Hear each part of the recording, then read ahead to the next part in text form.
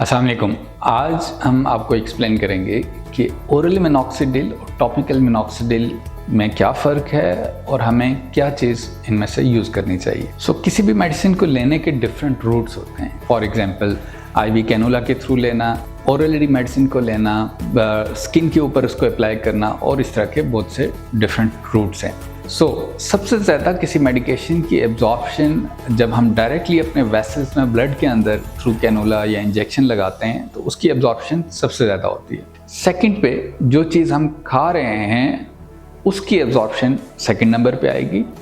इसी तरह इन दोनों के कंपैरिजन में जो चीज़ हम टॉपिकली लगा रहे होंगे, either it's in the form of serum, spray, lotion, foam, whatever it is, उसकी एब्जॉर्प्शन बाकी दोनों से कम होगी।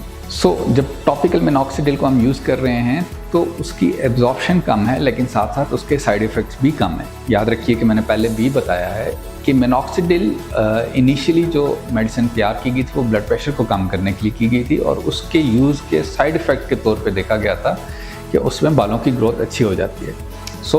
इसको टॉपिकल फॉर्म में फॉर्मुलेट किया गया था ताकि उसका ये जो साइड इफ़ेक्ट है इसको मेडिसिन के बेनिफिट्स के तौर पे यूज़ किया जाए, यूटिलाइज़ किया जाए। टॉपिकल मिनॉक्सिडिल यूज़ करने वालों के साइड इफ़ेक्ट्स भी कम होते हैं। टॉपिकल मिनॉक्सिडिल के साइड इफ़ेक्ट्स में आपको इचिंग हो सकती है, ड्राइनेस हो सकती है, डेंड्रफ हो सकती है और हाइपरट्राइकोसिस हो सकती है, स्पेशली इन फीमेल्स के अनवांटेड बॉडी एरियाज़ जो हैं उसमें भी बालों की ग्रोथ हो रही है, लाइक फेस, बियर्ड वाले पार्ट में। ये टॉपिकल मिनॉक्सिडिल के कॉमन साइड इफ़ेक्ट्स हो सकते हैं।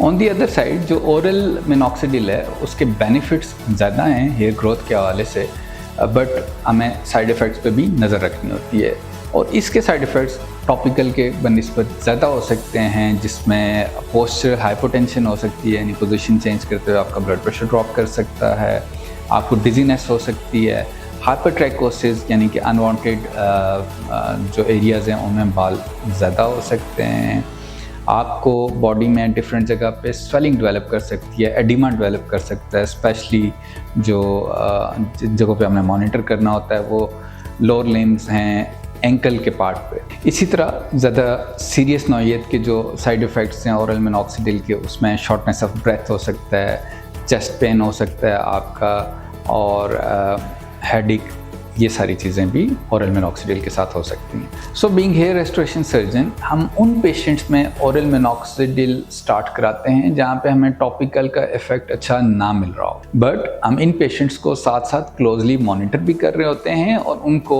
इनके साइड इफ़ेक्ट्स एक्सप्लेन भी करते हैं, ताकि अगर कुछ ऐसे साइन सिम्टम्स आते हैं उसमें हमें मेडिसिन की डोज कम करनी पड़ती है या कम्प्लीटली बंद करके दोबारा टॉपिकल पे शिफ्ट करना हो तो हम पेशेंट को कर सकें।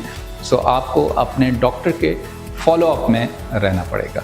कभी भी अपने तौर पे इन चीज़ों के दरमियान डिसाइड मत कीजिए, हमेशा अपने डॉक्टर से कंसल्ट करके आप अपनी मेडिकेशन स्टार्ट कीजिए ताकि वो आपको मॉनिटर कर सकें और सेफली अपने रिजल्ट्स हासिल कर सकें।